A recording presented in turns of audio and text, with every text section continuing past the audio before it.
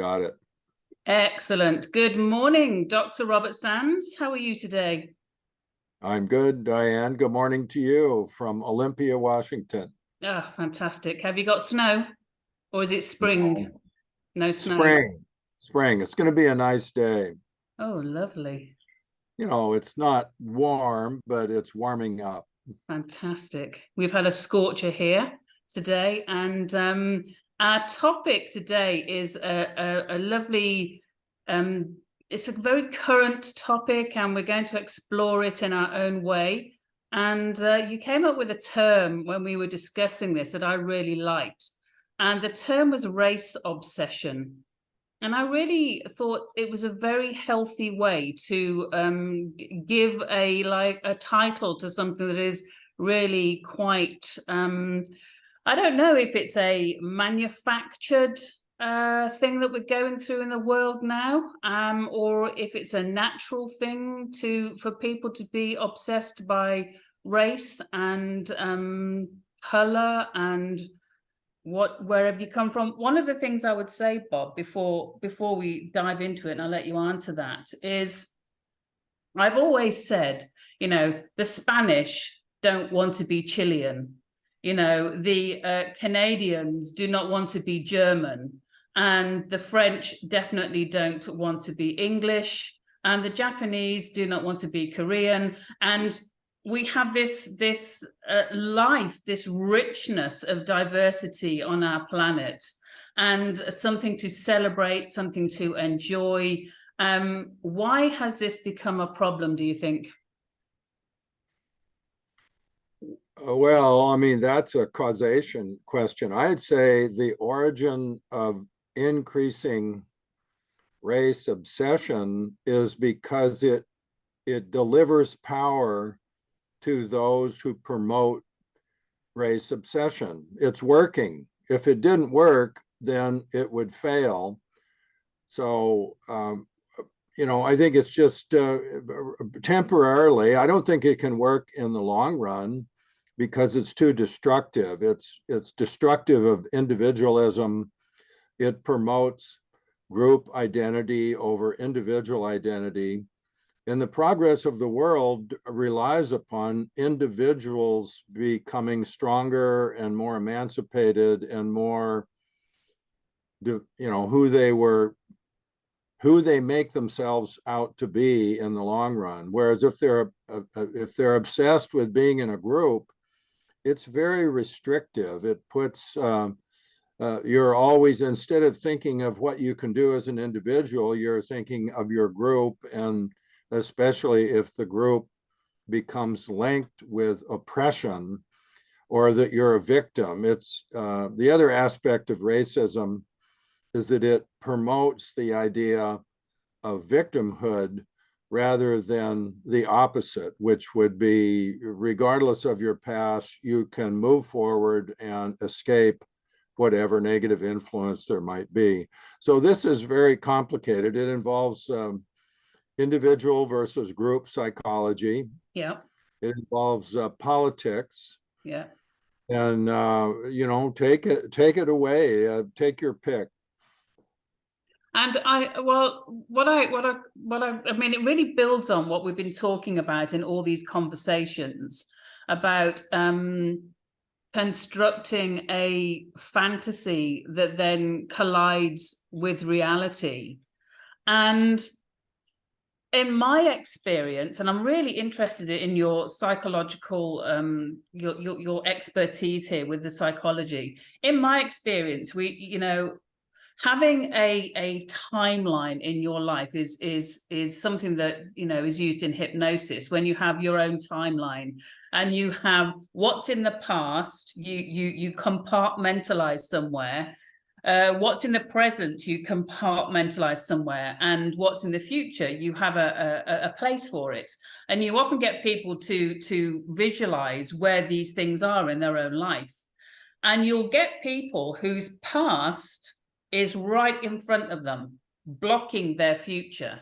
So if you're trying to future pace a person to see a brighter future, a clearer future, a successful future, they can't do it because the past is just completely occluding any movement forward. And that could be anything from grief to being obsessed with a group identity that you cannot break through. Tell me about the psychology that you're familiar with regarding not having a future, a vision, or, you know, feeling completely, you know, tied to a group that you're not allowed to break away from. Well, one example may be to use the term obsession. And of course, there's obsessive compulsive disorder. Now we've moved into a disorder, which is a different topic. Yeah. But a person who is obsessive compulsive is in a way a type of slave, to bring up a race-related term. They're enslaved by their obsessive compulsive drive, and they don't have choices. They're forced or compelled to do certain things, or their thoughts are repetitive, and that's the obsessive part, that they just keep thinking obsessively. So in a way, they're a prisoner of their own psychology. And we don't need to dig into kind of what's the neurochemistry of that, or what are medications that are used to treat that. It's really a springboard to discussing other degrees, not obsessive compulsive disorder, but let's say obsessive preoccupation with a certain idea, such that it captures you, it captures your psychology, and you become possibly controlled by it, or that you're blinded to seeing an alternative view, and it consumes you. It's all consuming or obsessive. Yeah. Now with race, race can be coincidental. It can be a moderate deal. It can be a big deal to some people. I've certainly, in my experience, probably seen 25,000 people of color, I guess mostly black people, but a lot of Hispanic and, you know, black and brown people. Nowadays, everybody is labeled by their color, and how black are you, how brown are you? It's very, very anti-individualistic. And what I've found is that 90% of them present as an individual, and they don't wave a flag that says, I'm a black man coming to you for my black issues. There are a few that do that, and they are particularly captured or obsessed with a view. It's a point of view that their lot in life is due to their race. Okay. And trying to talk them out of that is tough going. The majority of black people don't over identify with their blackness. It's an aspect similar to gay people. You know, a gay person really might never mention that they're gay. You would never know it. They don't identify with it. They're not wanting to wave the flag of, here, I am this group. I am this, I am a victim.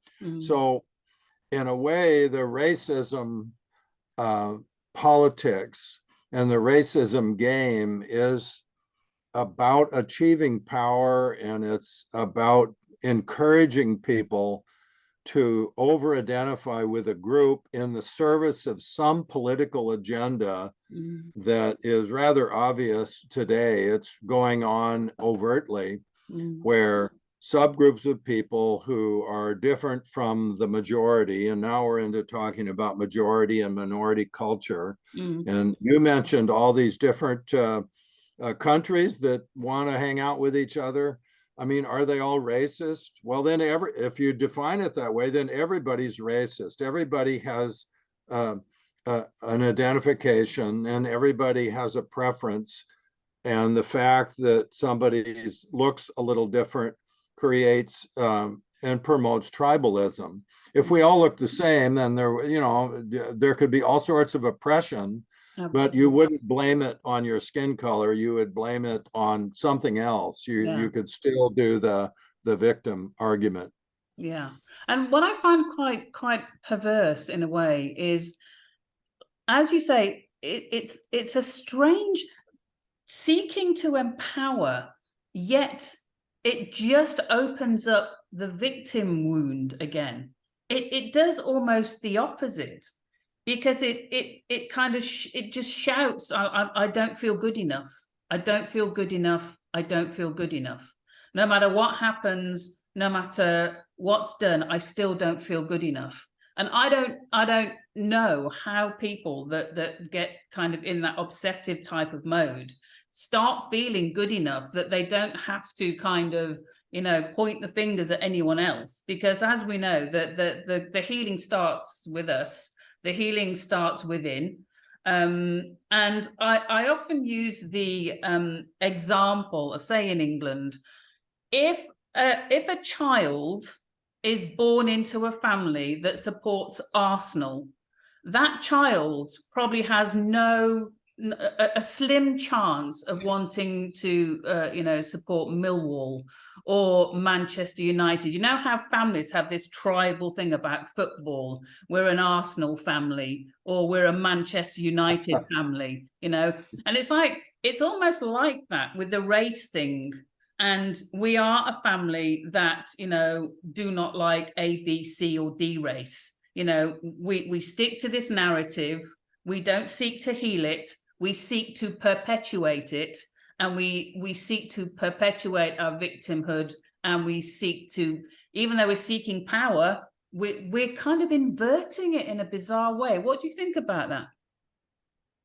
Well, I think that's pretty well put. Let's see here. The problem of the word over identification, because we all identify with things, and I could make a list like of my identifications. I'm from Alaska, and I'm a medical doctor, and I'm a psychiatrist, and I'm a father, and I'm a husband, and I have different categories that I can identify with. But if you over identify, then what you do is you get caught up with losing the complexity of your personhood, and instead you become more unidimensional, and you're just one thing. And then, of course, if you identify as a victim, which is a psychological posture that we all know a little bit about, we've all been victimized. But being a victim and identifying as a victim are very different. So everybody has some experience of being victimized with money or in relationships, but they're encouraged to move on and to learn how to incorporate that experience and then move forward with wisdom, so they don't over-identify. The race over-identification is being coached and encouraged, and this is a social mistake. It's a terrible mistake.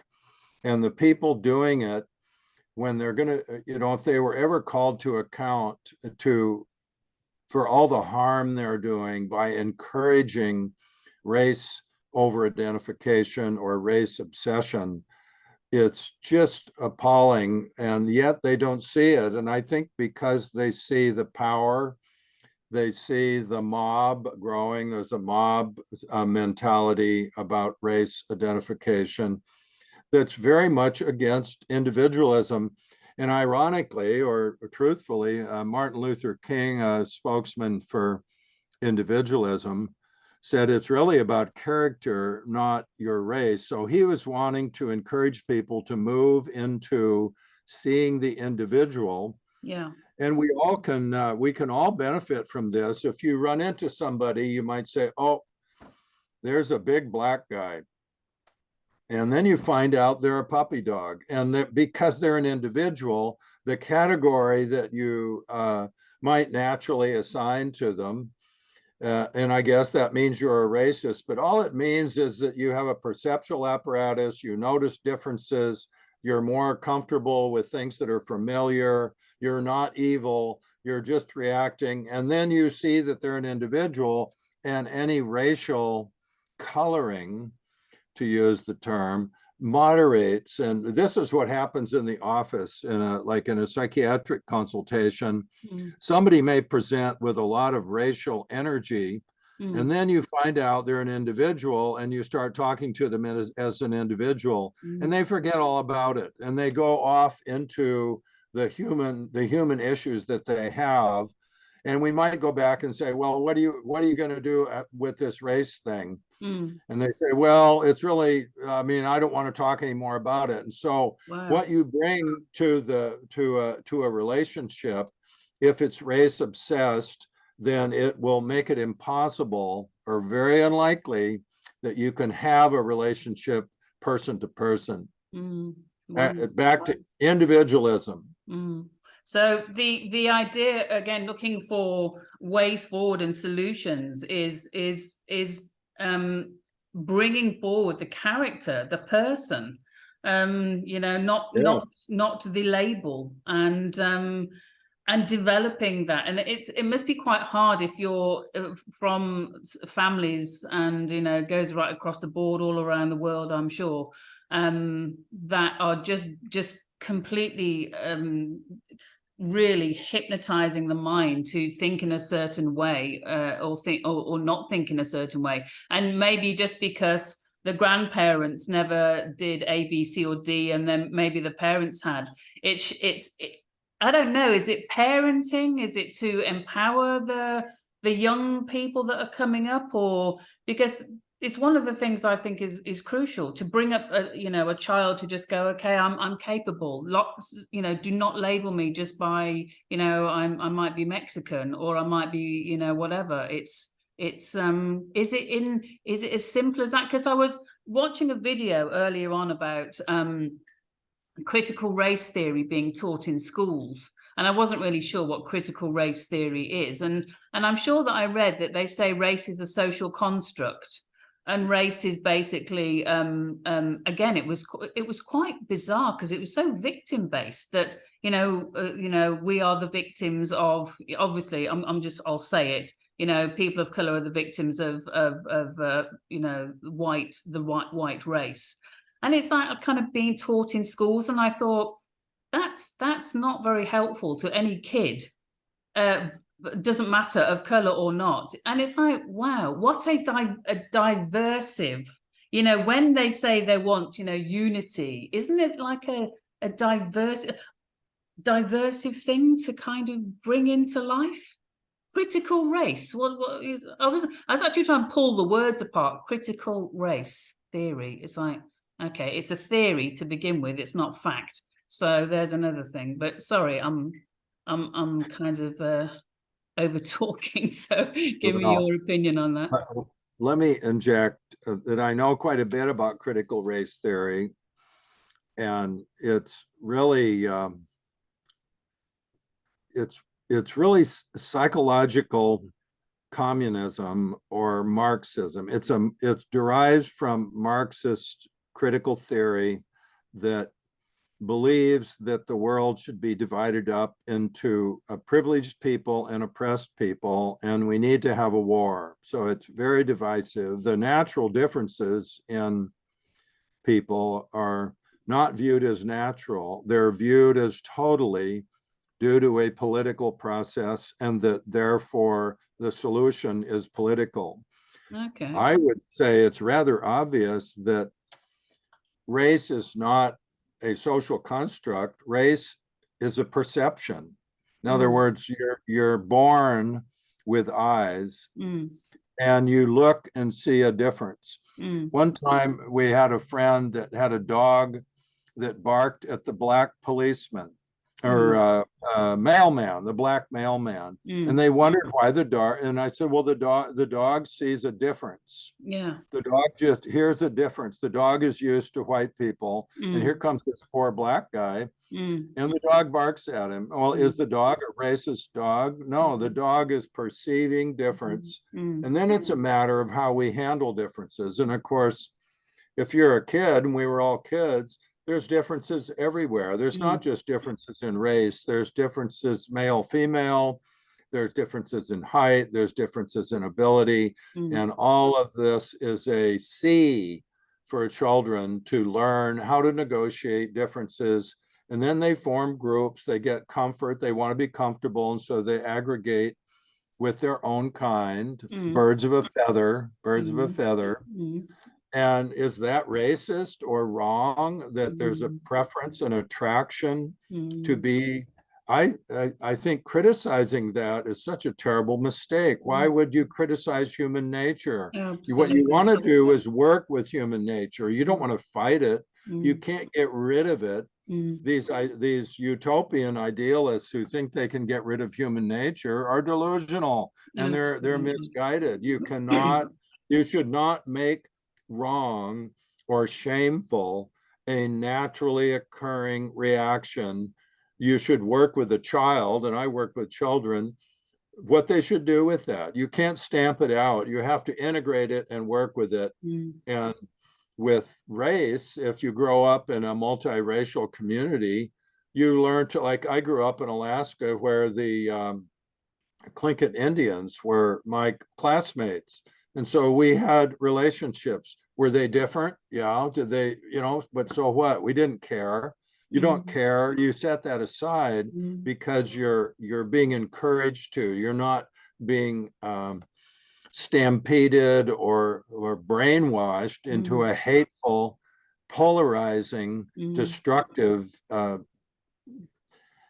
rhetoric and ideology. Critical race theory is the most racist, most destructive racist propaganda Mm. that apparently people are falling for it. It's in the schools and it makes no sense. And I Mm. would want to argue vehemently against it. I hope I have a little bit. Yeah. And what is what is the point of critical race theory? What's the outcome? What are they hoping for teaching critical race theory? What do you think the agenda is, the intent? Well, I mean, the psychological idealism of communism is behind it. It's probably fair to say psychologically it's an envy-driven ideology that seeks to eliminate differences. It's bothered by inequality or differences. The differences are viewed as evidence of oppression. Since we're all socially constructed, if there's differences in outcome, then it must be due to somebody doing a dirty trick on another person, not some type of individual trajectory Oh, that I is get it. due to complex factors like genetics and community and parenting and, all of the thousands of factors. It's really wanting the quest for the communist ideal, which is the elimination of unfairness and differences in humanity.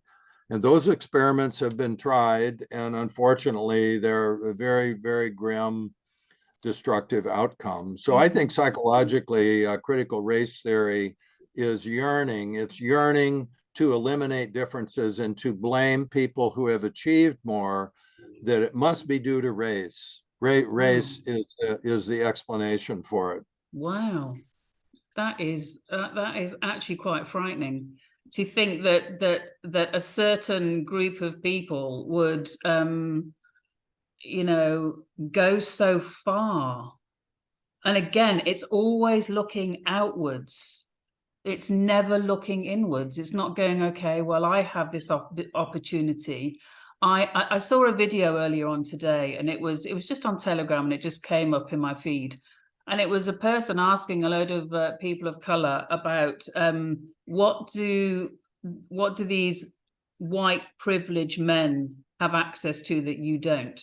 They were asking all these young women about, what do they not have access to, that they have this idea that white privilege in men, and they couldn't say one thing. They asked all these people, and when they really sat and thought about it, again, because it's a notion that's just given out there, a white privilege, male white privilege, it was really good to see, because they obviously had that penny drop moment where they go, actually nothing. And in fact, if I can just put my thing, it's like, well, I sometimes think about, what is considered white privilege, and I have this idea, Bob, and I'd like to know what you think about it. So, is it not a privilege for those who have had the means? It's a privilege that they have helped millions of families feed themselves. You know, isn't that just like nobody kind of really often gives that congratulations to all the people that are paying tax and all kinds of things to help homeless people, people who haven't got jobs, people who haven't got food, and all the grants that come from people who are paying tax and are working. And I think, well, okay, if you see privilege as helping millions of people feed themselves, well, that's one thing. Because I sometimes don't understand it about what the privilege is. And I think there's a lot of actually not miss, I think a lot of ignorance about what people think privilege is and the white race have been through. I think there's quite, you know, people look at like a small echelon of the white race that may have gone to India or other countries for resources, and often maybe overlook what they did for education and health and sanitization and hospitals. They often overlook that and just say, oh, well, they took, you know, this mineral out the ground or whatever. But tell me what you think about this idea of what is this privilege? What is this inversion or this blinkeredness about what they consider white people to have been through? And, you know, it's always overlooked the you know, the poverty in the white in white communities in white, you know, countries. What do you think? Well, of course, I always thought privilege was great and you should aspire to it.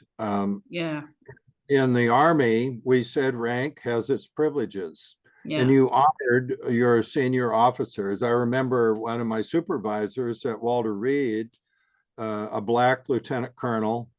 He was the best guy, but it had nothing to do with him being black. He just was a good psychiatric supervisor. Mm, And I invited him to grand rounds. And anyway, we had a good relationship, and it never occurred to me, oh, I get a black supervisor. I mean, it's kind of, and yet he was privileged. He had the privilege of rank. He had the privilege of being my senior, and I have gained privileged. I'm middle privileged, maybe middle high, and I deserve it. I've earned my privilege. So now we're talking about earned privilege. I've paid my dues. I've contributed. I have the feeling of privilege is not arrogance. It's good privilege. Everyone should honor someone who they aspire to become like. And mm, that's called admiration, or you want to identify with someone mm, who has greater privilege. Now the word has been perverted, and it's now pejorative to have privilege. You're supposed to apologize for it mm, because your privilege has been extracted from somebody else. And this is basically a Marxist doctrine that goes back the, to the communism. Goes all the yeah, way back to, yeah, yeah, but it's psychological communism. It's yeah. that you believe that somebody who's done well has done so by extracting something from and beaten. They've held somebody down in order to get up, and Okay. that is counter to everyday experience. You see Mm, people that you admire and you aspire to be like them. They mm, do get privilege. I suppose if you have money, there's a privilege with money. There's a privilege of rank. There's a privilege. I am privileged to be a father. Do mm, my sons honor me? mm, Maybe, but not all the time. Do I deserve to be? I mean, it becomes highly individualized. This whole privilege thing is an example of how you can pervert language mm, to achieve a political end. This is about politics and a quest for power, that our language is being inverted or distorted mm, to promote divisiveness, group hatred, mm, racism. If you go to China, here it is. Here's one way to talk about racism is majority culture and minority culture. mm. So if you're in China and you're a white person, you're a Yeah, minority, yeah. and there's a majority culture. And the Mm, China, when you go to Rome, you do as the Romans do, mm, and you don't call them all racist because they don't treat you the way you think you should be treated. mm, It's really of the way the language is framing the race discussion, somebody has allowed this to happen. I think white people have just foolishly kind of surrendered to this crazy talk that for example, the premise that Black people can't be racist.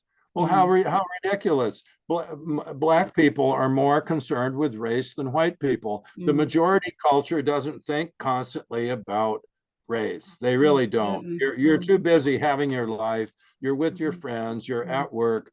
But if you're a minority, then you're obsessed until you grow up and make your way into the world and you find out that it's not important what your race is. What's important is what you bring to the table. Absolutely.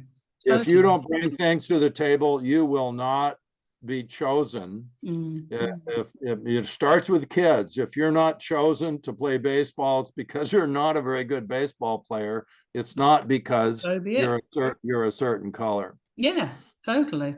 And because I find it, I mean, I can't really see it flourishing, because obviously from the chats we've had before, the mind melds we've had before, the reality meets, the fantasy meets the reality. And the fact is, you've just got to get on with it. And like you so rightly say, you've got to bring stuff to the table.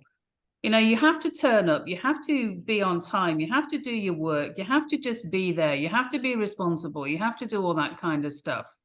And it's quite, again, it's quite a mind-boggling thing just to think that, maybe, I don't know how many people, it's a bit like, I think with the gender stuff, there's a tiny amount of people that in the whole of the world that think about gender, but it gets blown up on every screen, news thing, channels, all on the radio. Maybe it's the same with this kind of stuff, but the fact it's in schools is very, very worrying. And where does that leave it's almost like it's a projection, Bob. That's what I wanted to say. It's like, the fact that some people think you have to hold someone else down and beat them up in order to, step over them to get what you want, seems a little bit of a dark, unconscious projection of other people, that's the only way you can actually get on, by holding other people back or using certain things to get favor or to get positions and all that kind of stuff. And you know what it reminds me of? What you said kind of many chats ago, and that is, kids know when they're being given an award that is, for opening a door, or being given an award, a medal for coming last. Kids know, they smell it out, and they know it's rubbish. They know it's wrong. And you look at this, and again, it's like a spiral rabbit hole that you're trying to empower, but you're victimizing, and then you're going to disempower, and then it's all going. How is it all going to turn out? How are we going to get back onto some balance and some common sense? Wow. Well, you've asked, how can we change culture back to a meritocratic culture? Meritocracy is under assault, and it's being replaced by a formulaic diversity, inclusion, and equity dogma that, again, are basically Marxist dogma that we're all socially constructed and we need to have formulas to insert people according to their superficial characteristics rather than what they bring to the table. And the abandonment of meritocracy is probably, if there's a culture war, that is one of the centerpieces, is the fight for meritocracy. And if otherwise we're going to have replacement. It's like an athletic team where you have replacements that are not based on their skill, but based on some criteria that satisfy some political group that wants their group represented. And the team will lose. It's going to lose big time because they are not picking the best athletes and the most skilled at each position, which is highly individualized.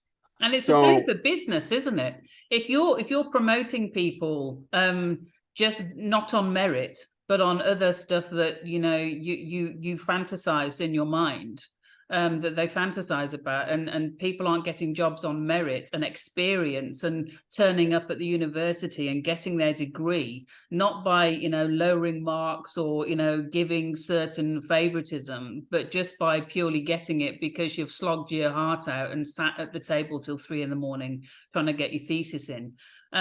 You know, it's a slippery slope. And actually, I realize now, actually listening to you, this Marxist kind of ideology has slipped its way into the kind of teaching system, the education system in America, probably in England too, and quite a few other countries. So we're going to have to finish. I could go on. Maybe we'll do another one on this because it's fascinating, or maybe we've said enough. I don't think we've ever said enough. Let me say one thing about the education system. There's some big mistakes that have been made in education. One of them is the self-esteem movement. The self-esteem movement is borrowed from the affirmation, the idea that if we just affirm someone and tell them that they're great, that makes them great. Well, unfortunately, it doesn't. Otherwise, life would be simply a matter of patting everybody on the back. The self-esteem comes from the discovery of your ability through the interaction with the world. It's a trajectory of interacting, not being told that you're this or that. So that's one example of where the educators have made a terrible mistake. And the basis for this attraction to Marxist philosophy is psychologically envy-driven. I would emphasize that. Envy is very human. So we all have the capacity for envy. It's one of the 7 sins, I guess. Sloth and envy and greed. And so I think maybe unconscious, maybe that is the envy kind of thing is an unconscious thing, and maybe it's in a lot of people, but in this context, it's absolutely fascinating to just kind of, you know, give that mind space and just go, okay, yeah. Well, it's being exploited politically. It's always been exploited politically because you can tell somebody the reason you're unhappy with your life is because somebody oppressed you, even though you think, well, I don't think so. I think I've made some pretty poor choices. So anyway, let's leave it at that. But that's great. That's brilliant because some people just make poor choices, or some people, anyway. We could go on, couldn't we? That's brilliant. Thank you so much for your time. Well, I really look forward to the next one. My mind's really buzzing. So thank you so much, Dr. Robert Sands. A beautiful, fantastic, again, super stimulating chat with you. Look forward to seeing you soon and carrying on some great deep stuff. Well, thanks for your interest, because without your interest, this wouldn't happen. Yeah, absolutely. And it does need to happen. Needs to be talked about, doesn't it? Yes, it's important. It is important. Okay, see you soon. Thanks a lot. All right. Bye-bye.